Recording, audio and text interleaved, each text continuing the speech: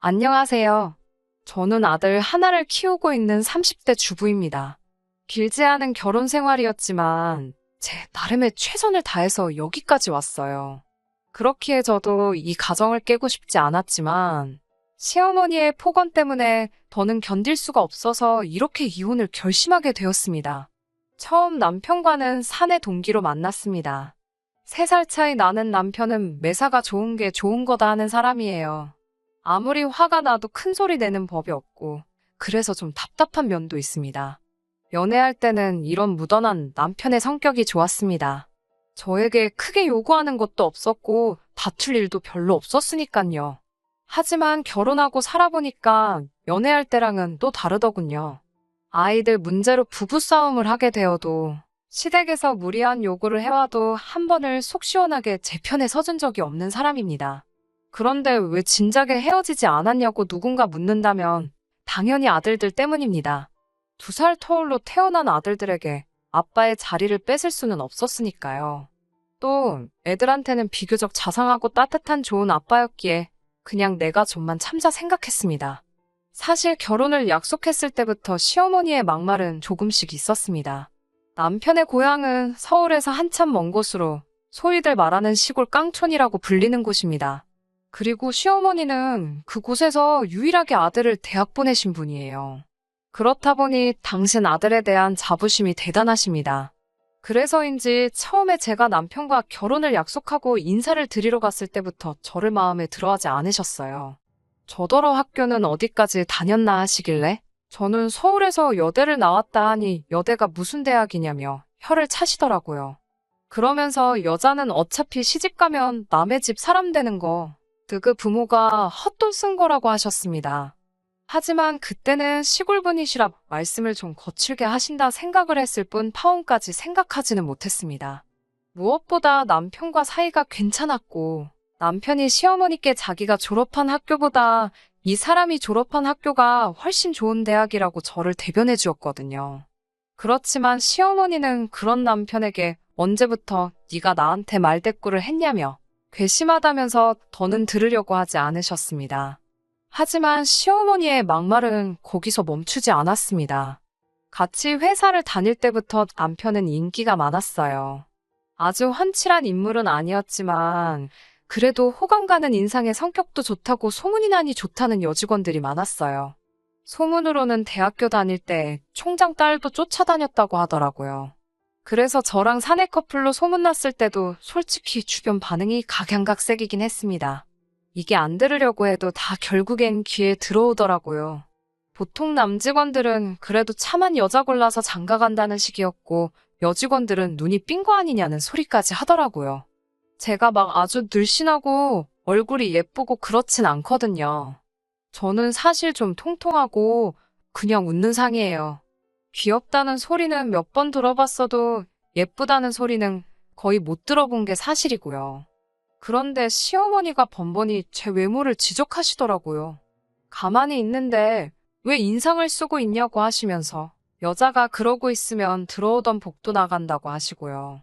한 번은 김장 때문에 신우들은 물론이고 주변 사는 이웃들까지 다 시댁에 모인 날이었습니다.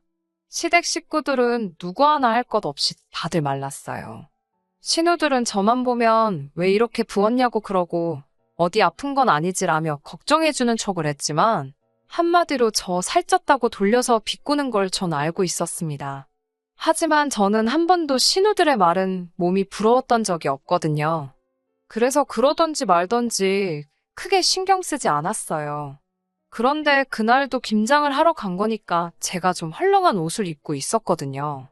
그랬더니 시어머니가 다들 모인 자리에서 저더러 살 좀 빼라고 이래가지고 어떻게 애를 낳냐면서 무안을 주시더라고요.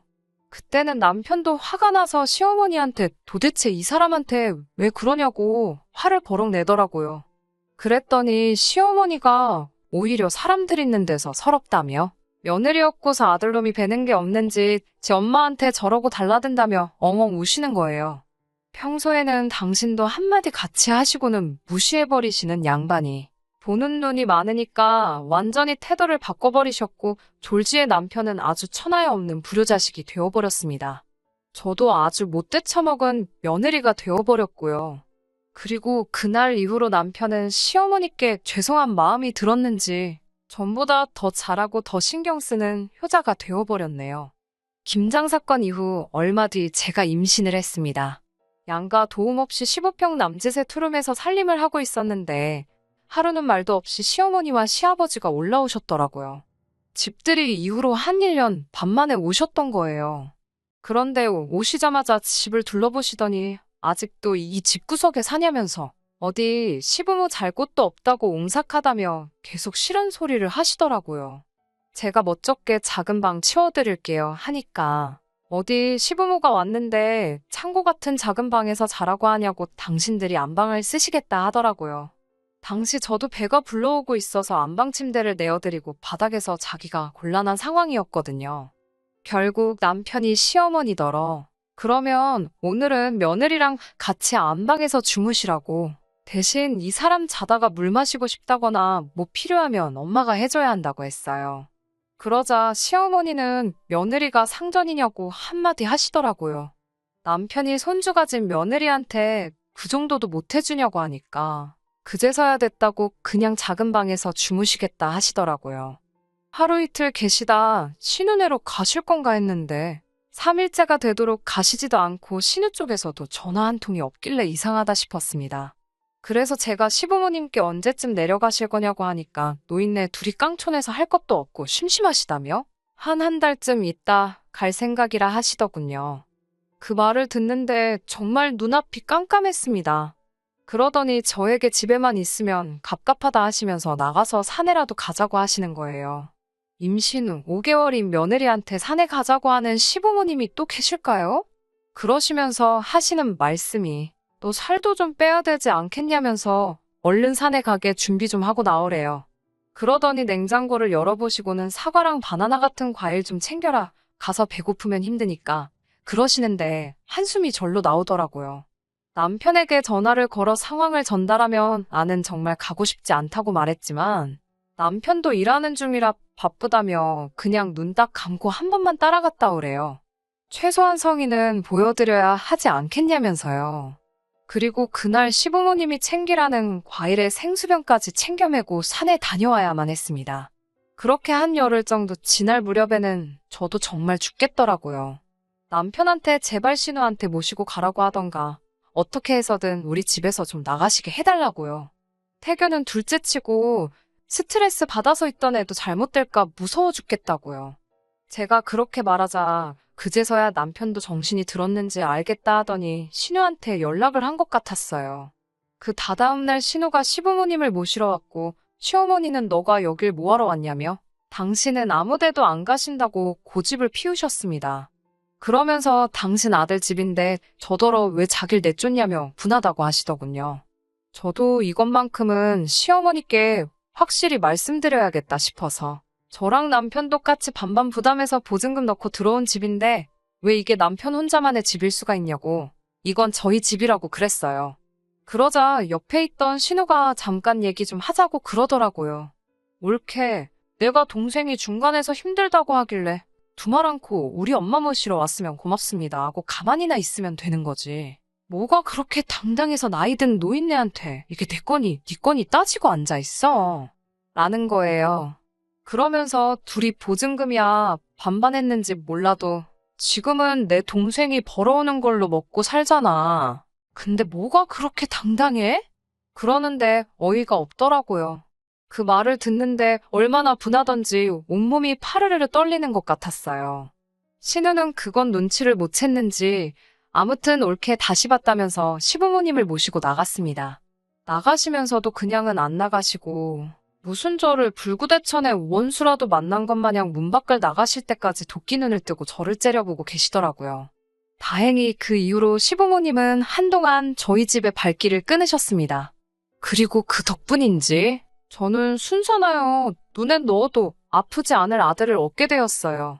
아들은 누가 봐도 저를 꼭 닮아 있었습니다. 저희 친정 식구들 모두 제가 어렸을 때랑 똑같다면서 신기하다고 하더라고요. 그런데 시부모님은 아주 당신 아들 어렸을 때랑 똑같이 생겼다면서 똘똘하게 생겼다고 좋아하시더라고요. 지 엄마, 그러니까 저를 안 닮아서 얼마나 다행이냐고요. 듣고 있자니 어이가 없었지만 갓 태어난 아기를 앞에 두고 큰 소리 내기도 싫어서 그냥 귓등으로 듣고 흘려버렸어요. 그 이후로도 뭐 시시콜콜한 잔소리 참 많았는데요. 그런 건 이제 그만 이야기하고 지금껏 잘 참아온 제가 이혼을 결심하게 된 이유를 이야기해보겠습니다. 아이 키우느라 정신없이 살다 보니 나중에는 웬만한 시부모님의 말씀은 말 그대로 한 귀로 듣고 반대쪽 귀로 내보내는 기술이 생기더라고요. 덕분에 지금까지 남편하고 이혼 안 하고 견디며 살 수 있었던 거고요. 그럼에도 불구하고 시어머니가 제 아들에 대해서 이렇게 저렇게 말씀하시는 건 도저히 견딜 수가 없었습니다. 저희 아들은 얼마 전 5살이 되었습니다. 요즘 애들은 1~4살 때부터 한글은 물론이고 알파벳도 배운다고 하던데 저희 아들은 그렇게는 잘 못하더라고요. 전 조바심이 났지만 남편은 때 되면 다 하게 된다고 아직도 피덩이나 마찬가지인데 너무 애한테 스트레스 주지 말자는 주의였어요. 이런 교육관의 차이로 몇 번 말다툼도 있었고요. 그런데 한 번은 시부모님이 손자보고 싶다고 올라오셨을 때였어요. 시부모님은 한술 더 떠서는 애가 공부에 흥미 없는 게 다 저 때문이라고 하시면서 앞으로 뭐가 되려고 저러는지 모르겠다 하시는 거예요. 그래서 제가 아무리 그래도 그렇지 아직 한참 어린애한테 그렇게 말씀을 하시냐고 쏴붙였습니다. 무슨 저주를 내리는 것도 아니고 너무 화가 나더라고요. 그러더니 저희 남편은 어렸을 때 동네에서 무슨 수재라고 소문이 났었다나요. 그래봤자 그 동네의 집이라곤 20채나 되나? 그렇게 작은 마을인데 수재라니 듣는데 어이가 없어서 웃음이 났어요. 그러자 너 왜 시어머니가 말씀하는데 웃냐면서 못 배운 티를 낸다고 하시더군요. 그래서 제가 시어머니한테 제가 뭘 못 배웠냐고 저도 서울에서 대학 나오고 배울 만큼 배웠다고 따졌습니다. 그러자 뭐냐 그래 너가 배웠다고 지금 시어머니를 무시한다 이거지. 라며 어디다 막 전화를 거시더라고요. 신우였어요. 신우가 저를 바꾸라고 했는지 시어머니가 전화기를 저한테 들이밀었지만 저도 신우가 욕할 것 뻔히 하니까 안 받았습니다. 그러자 신우도 화가 났는지 남편한테 전화해서 제가 자기 전화를 무시한다면서 생난리를 쳤더라고요. 남편은 저에게 왜 일을 크게 만드냐면서 너 요즘 한 귀로 듣고 한 귀로 흘리는 거 잘하지 않냐고 이번에도 그러지 왜 못 참았냐고 제 탓을 하더라고요. 제가 나에 대해서 이러쿵저러쿵 말씀하시는 건 얼마든지 하셔도 괜찮다고. 하지만 왜 아직 앞길이 구말리인 손자한테 그런 소리를 하시냐고 기분 나쁘다고 그랬어요. 그러다 시어머니가 사시면 앞으로 얼마나 사시겠냐면서 나중에 후회하지 말고 계실 때 잘하라고 하더군요. 그 말을 듣는데 얼마나 성질이 나던지 저도 지지 않고 시어머니는 나한테 그러는 거 후회 안 하신대? 라고 따져 물었습니다. 그러자 남편도 딱히 할 말이 없는지 한숨만 쉬더라고요. 그리고는 얼마 전에 결정적인 사건이 있었습니다. 시어머니가 며칠 전부터 신으며 저희 남편이며 연락을 해서 당신이 아프시다고 소문을 내셨더라고요. 남편이 지나가는 말처럼 저에게 어머니가 아프시다네 그러길래 그래 그럼 병원 가보셔야 되는 거 아냐? 라고 대답하니 그렇지 가보셔야지 하고는 말더라고요. 순간 전화를 드릴까 하다가 남편도 신호도 아무 말도 안 하는데 내가 뭐하러 나서나 싶어서 그냥 가만히 있었어요. 그리고 한 사흘 지났을까 신우한테 갑자기 연락이 오더니 오늘 우리 엄마 그 집으로 갈 거라고 하더군요. 제가 당황해서 저희 집이요? 하고 묻자 나는 이제 짜증나서 같이 못 지내겠으니까 올케가 모시고 병원도 좀 다녀오고 시골에다가 다시 모셔다 드려 이러더라고요. 저는 솔직히 너무 황당했어요. 아무리 자기가 짜증나도 그렇지 저희 부부랑 한마디 상의도 없이 시어머니를 모시고 와서는 무턱대고 모셔다 놓으신다고 하니깐요. 그렇지만 아프시다는 분을 못 소개할 수도 없고 알겠다 했습니다.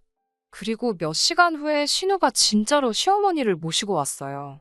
신우가 오기 전에 몇 번이고 상황을 알아보려고 남편한테 전화를 했었는데 안 받더니 시어머니가 도착하고 나서는 귀신같이 전화가 오더라고요. 그러더니 어머니는 어때 보이냐며 저보고 어머님한테 잘 해드리라 하는 거예요.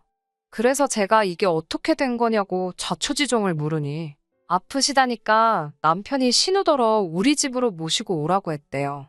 모시고만 오면 자기가 뒷일은 알아서 한다고요.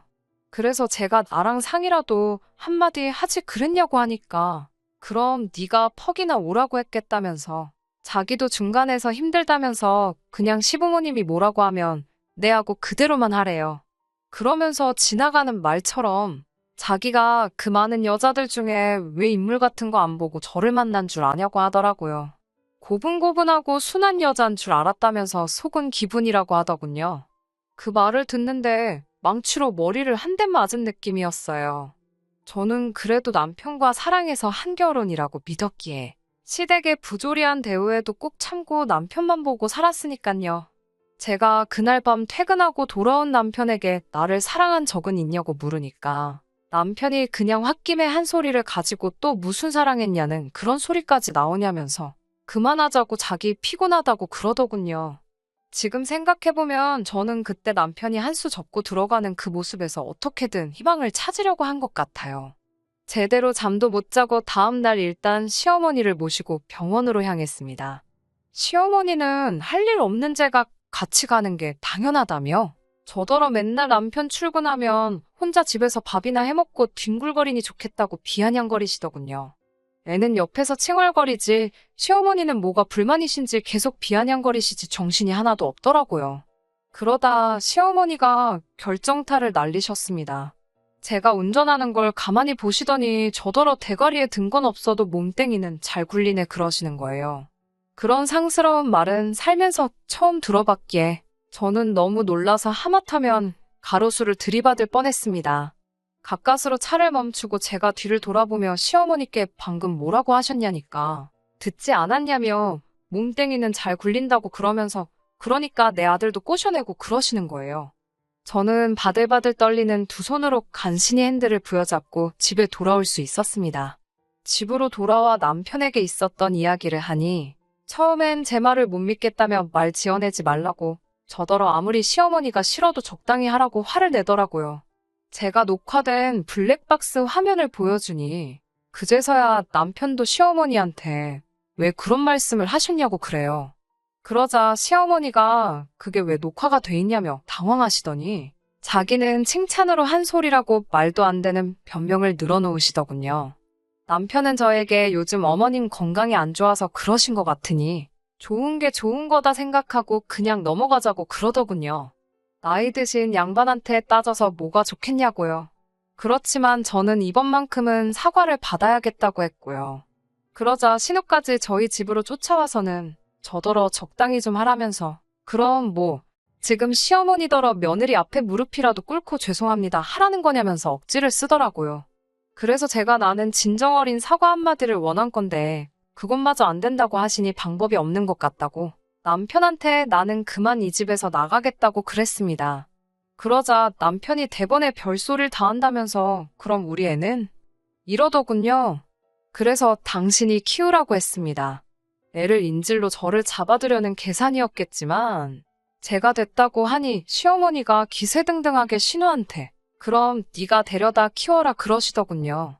그러자 신우도 사색이 되어서는 시어머니한테 무슨 소리냐고 내가 왜 조카를 키우냐고 됐다고 난색을 표하더군요. 그러면 아들 장선인데 어디 내다버리기도 하라는 거냐면서 애 대학교까지만 보내놓으면 그때 가서 남편이 다시 데리고 오면 되지 않냐고 하시더라고요. 신우가 얼굴이 사색이 돼서 남편한테 좀 어떻게 좀 해보라는 식으로 사인을 주더니 남편도 그제서야 시어머니한테 엄마는 왜 집사람한테 그런 소리를 해서 이 사단을 만드냐며 빨리 사과하라고 하더군요. 하지만 오히려 시간이 지날수록 제 마음은 냉정하게 식어갔고 상황도 더 명확하게 보이더군요. 저도 엄만데 아들을 포기하고 싶은 마음은 추호도 없었어요. 하지만 아들 때문에 제 인생을 포기할 수도 낭비할 수도 없었습니다. 그래서 저는 남편에게 양육권이랑 양육비 주는 조건이면 언제든지 애는 보게 해주겠다고. 그리고 이혼 후에도 만에 하나 시어머니 돌아가시고 나서 그때 가서 다시 시작하자거나 할 생각하지 말라고. 세상 그 무슨 일이 있어도 당신이 나랑 다시 합칠 일은 없을 테니까. 혹시나 하는 기대도 진작에 버리라고 말해줬습니다. 남편은 저에게 생각할 시간을 달라고 하면서 일전에 자기가 저에게 했던 모든 말들은 진심이 아니니까 잊으라고 하더군요. 어머니 편, 아내 편, 둘 다 동시에 들 수는 없으니 전부 제가 이해해 줄 거라 믿고 어머니 편을 들었다고요.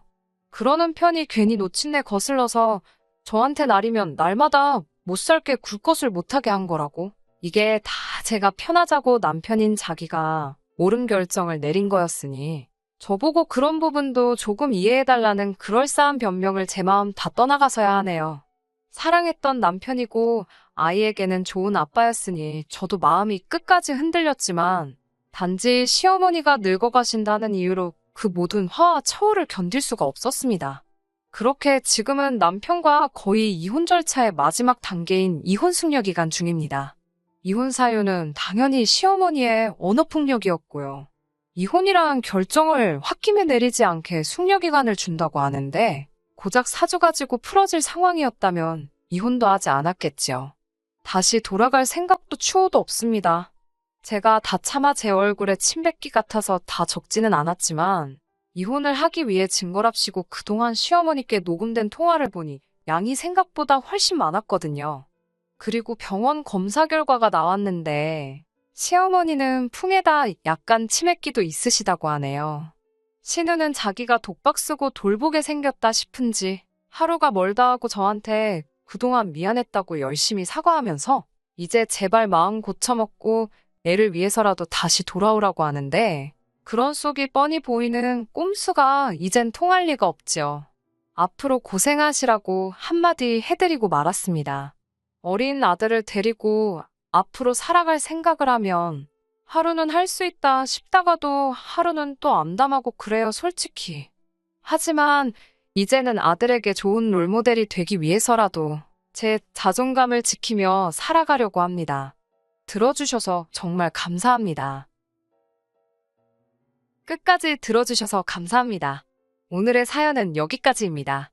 구독과 좋아요, 알람 설정 부탁드리고 더 좋은 사연으로 다시 찾아뵙겠습니다. 감사합니다.